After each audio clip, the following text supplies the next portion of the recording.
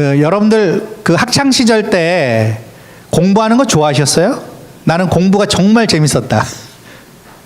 재밌었는데 남들 눈 보기가 그래서 손을 못 올리시는 거죠. 이 실리콘밸리에는 그래도 굉장히 학력들도 높으시고 공부 꽤나 하셨던 분들이 계실 텐데 그래도 공부는 싫으셨던 거예요? 어떤 거예요? 학교 가는 거는 어떠셨어요? 네, 공부는 싫었지만 학교 가는 건 좋아했다. 학교 가는 거 좋아하셨어요, 박명수 선생님? 예. 그 우리 애들도요, 요번에 이제 연휴를 보냈는데 이제 학교를 내일 가야 되니까 싫어하더라고요. 그러니까 우리 애들은 공부하는 것도 싫어하고 학교 가는 것도 싫어하는 것 같아요.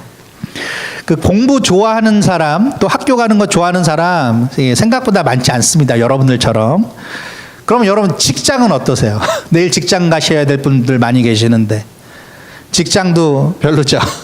그럼 집안일은요? 집안일은요? 여기 대부분 집안일 여자분들이 대체로 하시는데 집안일은 어떠세요? 직장은 퇴근이라도 있지. 이 집안일은 출근은 있는 것 같은데 퇴근이 없잖아요. 뭐 그렇게들 우스갯소리들을 하시더라고요. 이 집안일도 참 이게 쉽지 않은 것 같아요. 근데 여러분 드물지만 학교 가는 거, 공부하는 거, 직장 가는 거, 집안일 하는 거 좋아하는 사람이 있기는 있더라고요. 여러분들 주위에 드물지만 그런 사람들 아마 보셨을 겁니다. 근데 왜 그 사람들이 그런 것들을 왜 좋아할까요? 대부분 이렇게 물어보면 왜 그런 일들을 좋아합니까? 라고 물어보면 뭐 재미가 있어서, 의미가 있어서, 아니면은 뭔가 내 인생에 목표가 있어서 라고 대답하기 마련입니다. 그런 대답 아마 들어보셨을 거예요. 오늘 저는 동기부여에 대해서 이야기해 보려고 하는데요. 재미있거나 의미있거나 목표가 있다는 건 모두 동기부여가 되었다라는 뜻이죠. 그렇죠? 나는 재미있어서 해. 의미 있어서 해. 목표가 있어서 해. 이 모든 걸 한마디로 정리를 하면은 나는 동기부여가 되어 있어. 이런 뜻입니다. 동기부여라는 말을 사전에서 찾아보니까요. 이런 뜻이더라고요. 어떤 이유와 자극이 있는 거예요. 그래서 그것 때문에 내가 어떤 행동을 하게 되는 거죠. 어떤 행동을 하기에 충분한 자극과 이유가 주어졌다는 거예요. 예를 들어서 아이들한테 내가 용돈 줄 테니까 거실 청소 좀 해. 그럼 애들이 합니다.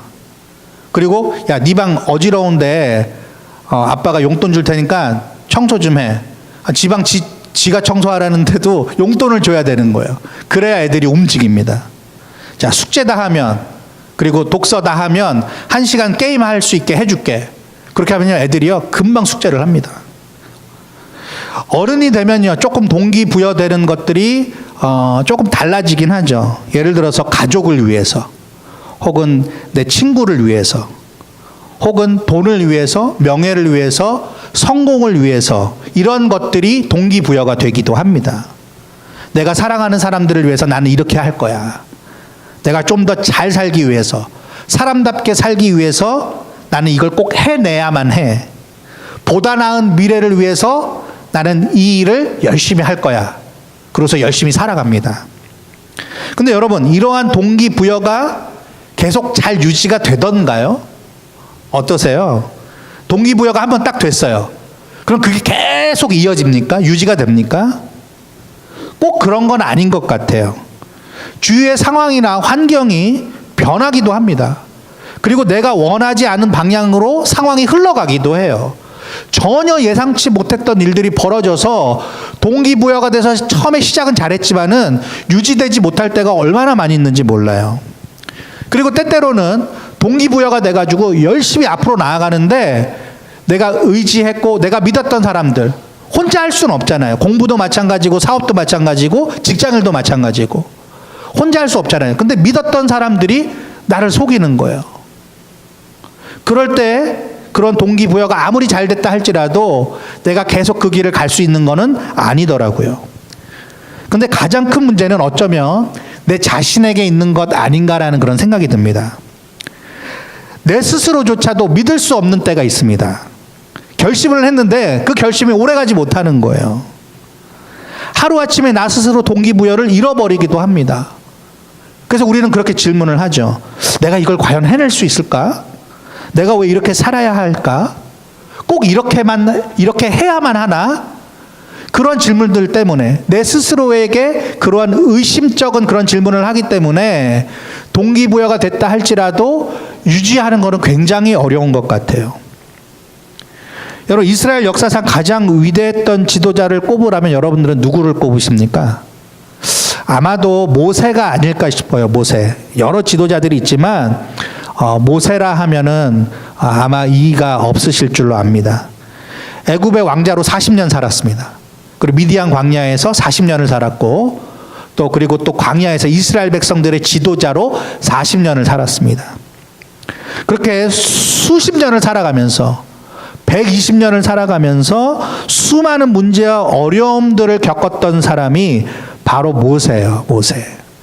여러분, 모세를 그 성경이 어떻게 평가하냐면 이 세상에 있는 어떠한 사람들보다 온유함이 승하다 이렇게 되어 있어요. 근데 그 온유함이라는 히브리 말의 원래 뜻을 살펴보면은 많은 괴로움을 겪었다라는 뜻이에요. 여러분, 사람이 온유해지려면요, 많은 괴로움과 문제들을 닥쳐봐야 온유해질 수 있는 거더라고요. 근데 모세가 바로 그러한 사람이었다는 거예요. 창세기에서 신명기까지 일명 모세오경이라는 책을 쓴 사람이 바로 모세죠. 모세가 그 5권의 책을 썼습니다. 저는 미국 올 때 미국 대사관에서 그 인터뷰를 하는데요. 그 심사관이 막 이렇게 저렇게 서류를 막 보더니 내가 2가지 질문을 할 테니까 맞춰보라고 그러는 거예요. 제가 진짜 그때 전도사였거든요. 전도사인가 아닌가 이제 그 판별해내려고 했던 질문 중에 하나가 성경 첫 5권 이름을 대라는 거예요. 그런 질문도 제가 받아봤습니다. 그 책이 모세오경이죠. 창세기, 출애굽기, 레위기, 민수기, 신명기. 이 모세의 책. 그리고 모세가 그 어떤 것보다도 대단했던 것은 무엇이냐면은 하나님을 대면했던 몇 안 되는 사람 중에 하나였어요. 신명기 34장 10절에 보니까 모세가 하나님과 대면했었다 이런 얘기를 하고 있습니다. 모세는 그야말로 전무후무한 사람이었고 전무후무한 이스라엘의 대표적인 지도자였습니다. 그런데 여러분, 이런 위대한 지도자도 피할 수 없었던 게 있었어요. 그게 뭘까요? 오늘 1장 1절에 보면은 모세가 어떻게 됐대요? 죽었대요. 죽음을 피할 수는 없었습니다. 이 여호수아 1장 1절이 시작되면서 모세의 죽음 소식에 대해서 이야기를 하면서 시작이 됩니다. 그러면 이스라엘에게 가장 큰 문제가 되는 것은 다음 지도자는 누구일까라는 거였어요. 자, 하나님은 모세 다음으로 준비해 두신 사람이 있었는데 그게 누구죠? 여호수아예요. 여호수아. 자, 다음 지도자로 선택을 받았던 여호수아는 과연 어떤 마음이었을까? 뭐 성경에 나오는 건 아니지만 우리가 충분히 상상해 볼 수는 있습니다. 아마도 제가 상상해 보기에는 여호수아가 이런 마음이지 않았을까라는 생각이 들어요. 야, 내가 위대했던 지도자 모세를 이어서 좋은 지도자가 될 수 있을까? 적어도 욕을 먹지 않을 수 있을까? 이게 고민이지 않았겠어요? 그리고 또 고민이 뭐였을까요? 이 변덕스럽고 원망 많고 불평 많은 이 이스라엘 백성을 내가 과연 이끌어낼 수 있을까? 내가 지도할 수 있을까? 모세도 힘들어했잖아요. 그 능력 많은 모세도 힘들어했는데 여호수아가 내가 과연 그거를 할 수 있을까? 그런 의심이 들지 않았겠습니까? 여러분, 여호수아도 하나님이 택한 사람이기 전에 그냥 사람이었어요. 사람. 실수할 수 있는 사람이었고요. 연약한 사람이었습니다. 그래서 분명 제가 상상했던 것을 나눠드린 것처럼 여호수아가 차기 지도자가 되기 직전에 그런 마음이 들지 않았을까라는 상상을 해봤습니다. 그래서 이제 하나님께서는 모세가 죽은 후에도 여호수아에게 직접 나타나셔서 말씀을 해주시는데 어떤 말씀을 해주시냐면은 대체로 3가지입니다. 첫 번째는 1장 2절에 보니까 그 땅으로 가라는 거예요. 그 땅으로 가라. 모세는 그 땅으로까지는 인도하지 못했어요. 그걸 볼 수 있는 데까지는 갔지만 그 땅 안으로는 들어가지 못했습니다. 근데 하나님께서 저는 여호수아에게 그 땅으로 가라라는 명령을 주십니다. 그 1장 3절에 보니까 내가 너희에게 주었다. 그 땅을 줬다는 거예요. 1장 4절에 보니까 너희 영토가 분명히 될 것이다. 그러니까 그 땅으로 가라는 거예요. 두 번째 하나님께서 주신 말씀은 내가 너와 함께 있을 것이다 라는 말씀을 해주세요. 1장 5절에 그 말씀이 나오죠. 그리고 1장 5절 또 9절에 보시면은 내가 너를 떠나지도 않을 것이며 버리지도 않을 것이다 라는 그런 확신을 주십니다. 그리고 세 번째로 주신 말씀이 무엇이냐면은 1장 6절과 7절과 9절에 세 번이나 나오는 거예요. 그게 뭐예요? 강하고 담대하라라는 말씀을 주세요. 강하고 담대하라. 여러분, 그 땅으로 가라는 것은 굉장히 어려운 거예요. 왜 그렇죠? 그 미디안, 가나안 땅에 많은 족속들이 있었습니다. 이방인, 그 무서운 사람들이 있었어요. 그곳에 가서 땅을 정복하고 그곳에서 정착해내기라는 것은 굉장히 어려운 일이었습니다. 그렇기 때문에 하나님께서는 이 여호수아에게, 차기 지도자에게 강하고 담대하라는 말씀을 다시 한번 해주셨던 거예요. 그리고 또한 이 여호수아가 차기 지도자로서 강하고 담대한 마음을 가져야 될 대상이 있었는데 그게 무엇이냐면은 율법을 지키는 일이었어요. 하나님의 말씀을 지켜내는 일은 생각보다 쉽지 않았습니다. 그래서 모세가 이끌었을 때에 이스라엘 백성들이 그 율법을 지켜내는 일에 늘 실패했었습니다. 그래서 차기 지도자인 이 여호수아에게 이 말씀을 지키는 일에 대해서도 강하고 담대하라 말씀하셨던 거라고 생각을 합니다. 그 말씀을 지켜낼 때에 형통할 것이다. 그런 약속도 하나님께서 주셨습니다. 근데 여러분, 사실 모세가 살아있을 때에도요, 모세가 여호수아에게 이 똑같은 말을 한 적이 있더라고요. 한번 말씀을 찾아보실까요? 신명기 31장 7절에서 8절까지 말씀입니다. 신명기 31장 7절에서 8절까지 말씀. 신명기 31장 7절에서 8절까지의 말씀. 우리 다 같이 두 구절 읽어보도록 하겠습니다. 시작. 모세가 여호수아를 불러 온 이스라엘의 목전에서 그에게 이르되 너는 강하고 담대하라. 너는 이 백성을 거느리고 여호와께서 그들의 조상에게 주리라고 맹세하신 땅에 들어가서 그들에게 그 땅을 차지하게 하라. 그리하면 여호와 그가 내 앞에서 가시며 너와 함께하사 너를 떠나지 아니하시며 버리지 아니하시리니 너는 두려워하지 말라, 놀라지 말라. 자, 여러분, 분명히 모세가 살아 있을 때에도 하나님께서는 모세를 통해서 차기 지도자인 여호수아에게 이 말씀을 주셨어요. 그런데 모세가 죽고 나서도 하나님께서는 직접 여호수아에게 그 말씀을 주십니다. 그러니까 아까 제가 상상했던 모세가 어쩌면 두려워했었고 또 마음속에 그 뭔가 이 일을 행할 수 없는, 나한테는 그런 능력이 없어, 그러한 일들이 마음속에 일어났기 때문에 하나님께서는 모세가 죽은 이후에 이 두려워하는 이 여호수아에게 나타나셔서 다시 한번 말씀하셨던 거죠. 그래서 하나님께서 여호수아에게 직접 이 말씀을 다시 해주신 것이 여호수아의 입장에서는 어땠을까요? 마음 든든했을 거예요. 분명히 고마웠을 겁니다.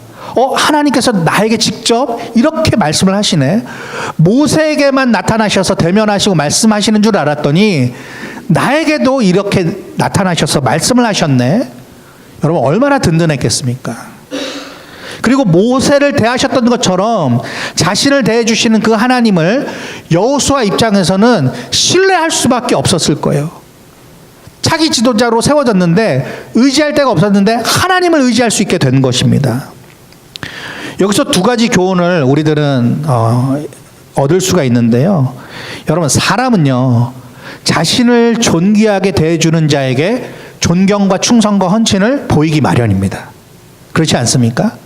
자신을 믿어주고 자신을 귀하게 여겨주는 사람에게, 그런 대상에게 충성과 헌신을 다할 수 있는 거예요. 여러분들도 사람을 얻고자 하십니까?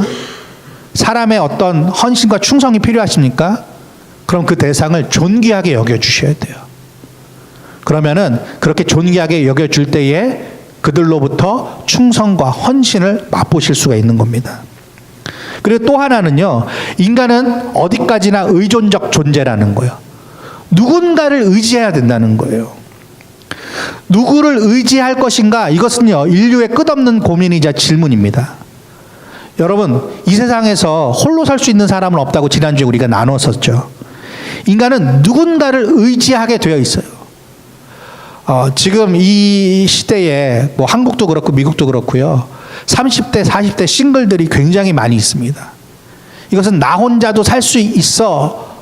이것 때문에 그들이 홀로 사는 것이 아닌 것 같아요. 제가 보니까 정말로 믿을 만한, 신뢰할 만한, 그리고 내가 정말로 유익을 얻을 만한 그러한 의존할 대상이 없다라는 거예요. 여러분, 충성과 헌신은요, 의존에 대한 갈망이자 기대입니다. 그리고 충성과 헌신은요, 그 의존에 대한 감사의 마음이에요. 여호수아는요, 충성을 다짐하고 헌신을 다짐합니다. 왜 그랬을까요? 내가 이제는 분명히 의존할 분, 의지할 분을 찾았다는 거예요. 그분이 나타나셔서 나에게 말씀하셨고 나에게 약속을 주셨기 때문에 내가 충성하겠다는 거예요. 이렇게 하나님의 말씀과 약속을 통해서 여호수아는 확실한 동기부여가 됩니다. 그래서 곧바로 백성들의 관리들에게 찾아가죠. 그들을 불러서 구체적인 명령과 행동 지침을 내리는 그 장면이 여호수아서 1장 10절부터 쭉 나오게 됩니다. 여러분, 여호수아처럼 이렇게 동기부여된 사람은요, 주저하지 않습니다. 고민하지 않아요. 망설이거나 낙담할 겨를이 없습니다. 내 인생을, 나를 존귀 여겨주는 분을 위해서 내가 드리겠노라라고 행동으로 바로 옮기게 되는 것이죠. 하나님께서 그 여호수아에게 확실한 동기부여를 주셨기 때문에 그 땅으로 가라, 내가 너와 함께 있을 것이다, 강하고 담대하라, 네가 형통할 것이다 라는 확실한 동기부여를 주셨기 때문에 여호수아는 그 하나님을 믿고서 바로 행동에 옮겼다는 거예요.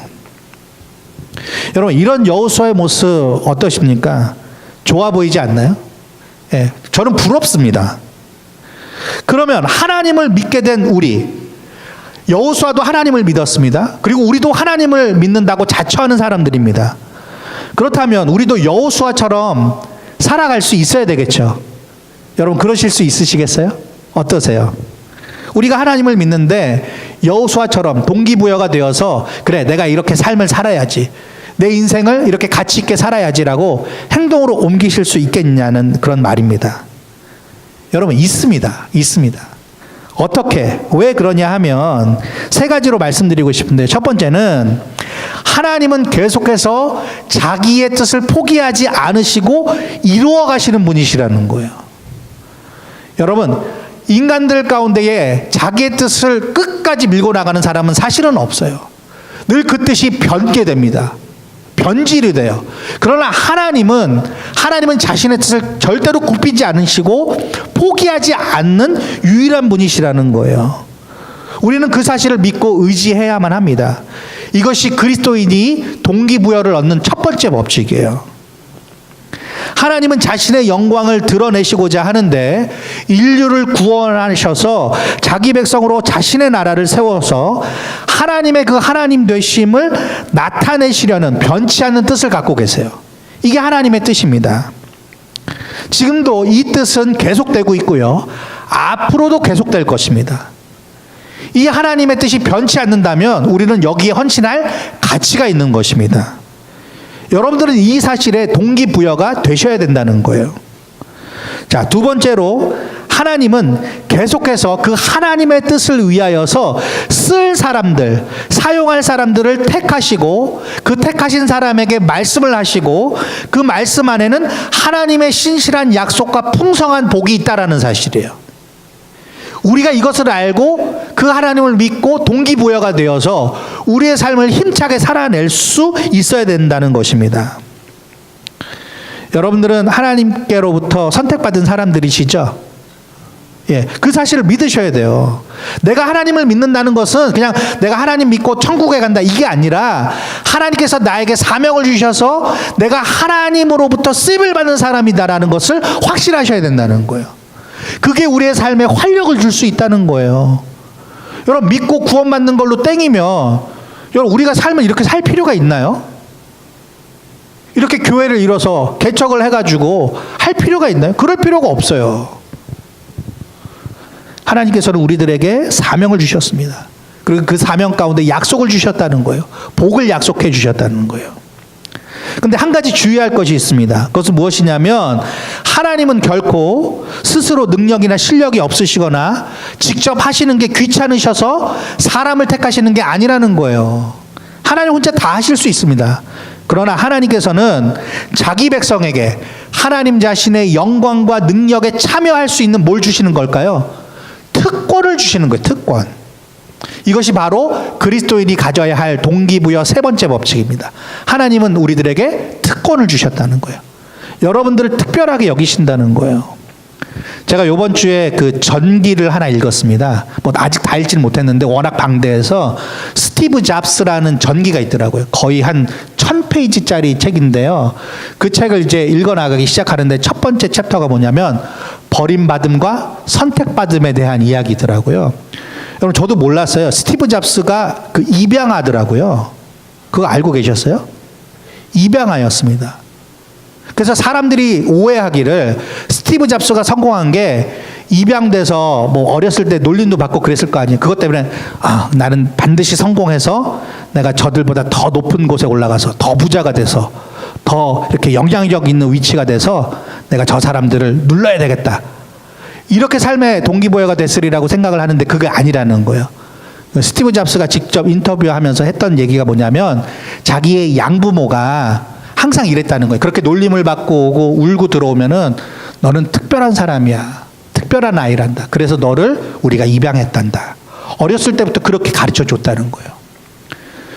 여러분, 그걸 생각해 보면요. 우리는 어떻습니까? 우리들은 하나님의 양자된 자들이죠. 그렇죠? 성경이 그걸 가르쳐 주고 있어요. 누가 우리들을 입양하셨어요? 하나님 아버지가 우리들을 입양하셨습니다. 하나님 아버지께서 우리들을 입양하셨고 우리들을 어떻게 보신다는 거예요? 특별하게 보신다는 거예요. 특별하게. 그래서 특별하게 그 자녀들에게 권세를 주셨습니다. 하나님의 자녀된 그 권세. 그것이 우리의 삶에 그리스도인들의 동기부여 세 번째 법칙이라는 거예요. 하나님은 우리들을 특별하게 보신다는 거예요. 그래서 우리들의 기도와 소망은 뭐여야 될까요? 주여 나를 그런 사람으로 살게 하여 주옵소서예요. 이미 우리들은 그런 사람이 됐어요. 하나님이 부르셨고 하나님이 택하셨습니다. 하나님께서 사명을 주셨어요. 그리고 너는 특별하다라고 특별한 권세를 우리들에게 부어주셨어요. 그럼 우리들은 어떻게 기도를 해야 된다고요? 주님, 나로 하여금 그러한 사람으로 살게 하여 주옵소서. 이것이 저와 여러분들의 기도가 될 수 있기를 주님의 이름으로 축원드립니다. 여러분, 확실한 동기부여로 모세 다음 지도자로서 자기 역할을 충실히 다 하고 나서 여호수아가 이스라엘 백성들에게 이런 도전을 했더라고요. 여호수아서 24장을 한번 살펴보시죠. 여호수아서 24장입니다. 여호수아 마지막 장. 여호수아가 마지막에 남긴 말들 중에 하나입니다. 14절에서 15절 함께 읽어보겠습니다. 여호수아서 24장 14절에서 15절 말씀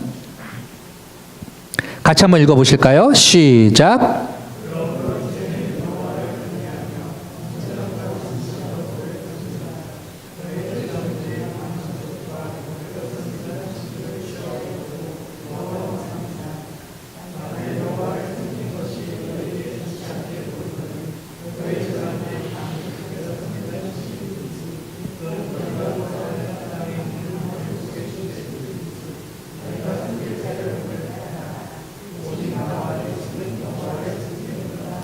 네, 요약해 보면 이거죠. 여호와만 섬기든지 이방 족속의 신들을 섬기든지 너희가 섬길 자를 오늘 택하라. 그러나 오직 나와 내 집은 여호와를 섬기겠노라. But as for me and my house, we will serve the Lord. 이렇게 얘기하고 있어요. 도전하고 있는 거예요. 도전하고 있는 거예요. 여러분, 이 사실을 보면서 제가 이런 생각이 들었어요. 여러분, 우리가 전도라는 걸 하잖아요. 전도를 해야 되잖아요. 근데 전도는요, 여러분, 결코 구걸이 아닙니다. 당당한 증거여야 해요. 당당한 증거. 여러분, 사람들에게 조건 없이 잘해주고 섬겨주고 사랑을 베풀어준다고 해서 전도의 열매가 나타나는 게 아닙니다. 전도라는 것은 내가 누구로부터 무엇으로부터 확실한 삶의 동기부여를 얻게 되었는지를 증언하는 거예요. 그럼 여러분, 한번 물어볼게요. 여러분들은 누구로부터 무엇으로부터 동기부여를 받으셨어요? 하나님이죠, 하나님. 여호수아는 확실하게 하나님으로부터 하나님의 약속을 받잖아요. 그게 동기부여가 되어서 오랜 시간 동안 이스라엘의 지도자로서 살았고, 백성들에게 여전히 이방신에게 관심이 있고 이방신을 섬기려고 하는 이 백성들에게 도전하는 겁니다. 어떻게 보면 전도를 하는 거죠. 당당하게 전도를 하는 거예요. 나는 하나님으로부터 동기부여를 받았다. 하나님이 내 삶의 이유가 되신다. 그러나 너희들은 오늘날 선택하라. 그러나 나와 내 집은 여호와만을 섬길 것이다. 여러분, 전도할 때 당당해져야 합니다. 동시에 전도는요, 그 동기부여를 통해서 내게 주어진 삶을 어떻게 살아가고 있는지를 보여주는 거예요. 나와 내 집은 여호와만을 섬기겠노라. 봐라, 내 삶을. 나는 하나님으로부터 그런 약속과 동기부여를 받았다. 너희들의 삶이 좋은지 내 삶이 좋은지 한번 봐라. 여러분, 물질적으로는 가난해도 씩씩하고 당당하게 살아갈 수 있는 게 누구 때문인지 무엇 때문인지 생각해 봐야 된다는 거예요. 부자로 풍요롭게 살아가면서도 우리가 교만하지 않고 겸손히 살아갈 수밖에 없는 게 누구 때문인지 무엇 때문인지, 그것을 밝히고 드러내는 것이 진짜 전도 아닐까요, 여러분? 하나님은 우리에게 가장 확실한 동기부여된 삶이 무엇인지를 또 한 사람의 여호수아를 통해서 우리에게 보여주셨어요. 그게 누굴까요? 같은 이름을 가진 예수님이에요. 예수님. 그 예수님의 그 히브리식 이름이 바로 여호수아예요. 여호수아. 그 여호수아의 헬라식 이름이 바로 예수입니다. 예수. 여러분, 예수님은 어떤 분이셨습니까? 하나님과 그분의 뜻을 가장 완벽하게 신뢰했던 사람이셨어요. 마태복음 7장 21절에 보니까 예수님이 이런 말씀을 하십니다. 나더러 주여 주여 하는 자마다 다 천국에 들어갈 것이 아니요 다만 하늘에 계신 내 아버지의 뭐대로요? 뜻대로 행하는 자라야 들어가리라. 아버지의 뜻이 중요한 분이셨어요. 하나님은 아버지의 뜻, 이 하나님의 뜻을 가장 완벽하게 신뢰하셨던 분이셨습니다. 예수님께서 마태복음 26장 39절에 또 말씀하십니다. 기도하시면서 조금 나아가사 얼굴을 땅에 대시고 엎드려 기도하여 이르시되 내 아버지여 만일 할만하시거든 이 잔을 내게서 지나가게 하옵소서. 그러나 나의 원대로 마옵시고 아버지의 원대로 하옵소서. 자신의 뜻보다 하나님의 뜻을 우선시하신 분이 바로 예수님이셨다는 거예요. 저와 여러분들도 그 하나님과 그 하나님의 뜻을 가장 신뢰할 수 있기를 주님의 이름으로 축원드립니다. 그게 우리의 삶의 동기부여가 된다는 사실을 잊지 마셔야 돼요. 예수님이 그렇게 사셨어요. 또 두 번째로 예수님께서 어떤 모습을 보이셨냐면, 예수님은 하나님을 위해서 자신이 선택되셨다는 것을 아셨고, 그래서 하나님의 말씀에 완전히 순종하셨어요. 어떻게까지요? 이 세상과 죄인들을 위하여서 구원하시기 위해 십자가에 죽으시기까지 순종하셨습니다. 여러분, 빌립보서 2장 8절에 보니까 사도 바울이 뭐라고 얘기하죠? 사람의 모양으로 나타나사, 예수님을 얘기를 하는 거죠. 자기를 낮추시고 죽기까지 복종하셨으니 곧 십자가에 죽으심이라. 자, 하나님께서는 그 아들 예수 그리스도를 선택하셔서 온 인류의 구원을 위해서 십자가에 죽는 것을 계획하시고 실행하셨습니다. 그리고 예수님은 그 하나님의 뜻에 완전히 순종하셨어요. 그래서 우리들은 구원을 받게 된 거예요. 근데 그 예수님을 믿는 우리, 그래서 그리스도인이 된 우리들은 어떻게 살아야 된다는 거예요? 그 하나님의 뜻을 순종하여 그 하나님의 뜻을 완전히 신뢰하여서 우리가 비록 우리의 생명을 내어드리는 한이 있어도 그 뜻을 위해 산다면 그것이 우리의 기쁨이요 우리의 가치가 된다는 것을 고백할 수 있어야 된다는 거예요. 그게 우리의 삶의 동기부여가 되어야 된다는 것입니다. 그래서 예수님은 어떤 삶을 살게 되셨죠? 하나님의 아들로서 부활의 영광을 누리시게 됐어요. 예수님 부활하셨잖아요. 또한 그 보좌를 회복하셨습니다. 그 보좌 회복의 영광을 지금도 누리고 계십니다. 에베소서 1장 20절에서 22절에 사도 바울이 이렇게 말씀을 씁니다. 그의 능력이, 하나님의 능력을 말하는 겁니다. 하나님의 능력이 그리스도 안에서 역사하사 죽은 자들 가운데서 다시 살리시고, 예수님을 다시 살리셨습니다. 하늘에서 자기의 오른편에 앉히사, 보좌 회복이죠. 모든 통치와 권세와 능력과 주권과 이 세상뿐 아니라 오는 세상에 일컫는 모든 이름 위에 뛰어나게 하시고, 또 만물을 그의 발 아래에 복종하게 하시고 그를 만물 위의 교회의 머리로 삼으셨느니라. 자, 여러분, 이 예수님은 이러한 것을 약속받으셨고 그것을 받으셨기에 이 세상에서 십자가의 고통과 죽음을 당하시는 것도 참아내시는 거예요. 우리 예수 믿는 자들에게는 어떠한 약속과 보상이 되어 있죠? 우리도 죽고 하나님의 품으로 가게 되면 그리스도와 함께 이제는 종말 이후에 영원히 그리스도와 함께 왕노릇하게 되어 있어요. 그렇게 주님과 함께 다스리는 자로 우리가 하나님의 권세를 갖게 됩니다. 우리는 그렇게 영광을 누리게 될 거예요. 그렇다면 이 세상에서 우리가 힘들고 어려운 일이 있어도 심지어 우리의 생명이 빼앗기는 일이 있어도 우리들은 하나님을 위해서 동기부여가 돼서 우리의 삶을 하나님 앞에서 신실하게 거룩하게 살아드릴 수 있게 되었다는 거예요. 여러분에게 도전합니다. 여러분, 삶의 이유가 뭐세요? 지금까지 많은 인생들을 살아오셨는데 수십 년의 세월을 살아오셨는데 여러분들은 뭐 때문에 살아오셨습니까? 여러분들의 삶의 동기부여를 해주는 것은 무엇이었고 누구였습니까? 과연 그리스도인이 된 우리는 어떤 이유로 우리에게 주어진 삶을 지금 살고 있는지 생각해 봐야 돼요. 그게 가족입니까? 자식입니까? 돈입니까? 명예입니까? 성공입니까? 여러분, 우리들은 은혜로 말미암아 믿음을 선물로 받은 사람입니다. 하나님의 백성이에요. 그렇게 우리들은 그리스도인이 되었습니다. 그렇다면 그리스도인이 된 우리들은 어떻게 살아야 할까? 누구를 위해서 살아야 할까? 늘 고민하고 또 고민해야 된다는 것이죠. 여러분들에게 축복하며 권면드립니다. 예수와 안에서 우리는 선택받은 자들임을 잊지 마시길 바라요. 그것이 우리의 삶의 동기부여가 된다는 사실을 잊지 마시길 바라요. 여러분, 사람들은요, 여러분들을 선택했다가 금방이라도 버릴 수 있어요. 그게 사람입니다. 하지만 우리 하나님은 한 번 택한 하나님의 자녀들은 결코 놓지 않으신다는 거예요. 내가 너를 버리지도 않으리라, 떠나지도 않으리라. 그것이 하나님의 약속이라는 거예요. 두 번째, 우리들은 예수 그리스도 안에서 하나님의 뜻을 수행하는 사명자가 되었음을 잊지 마시길 바라요. 이렇게 새롭게 교회를 세우게 하신 것, 하나님의 사명자로 여러분 모두를 세우셨다라는 의미예요.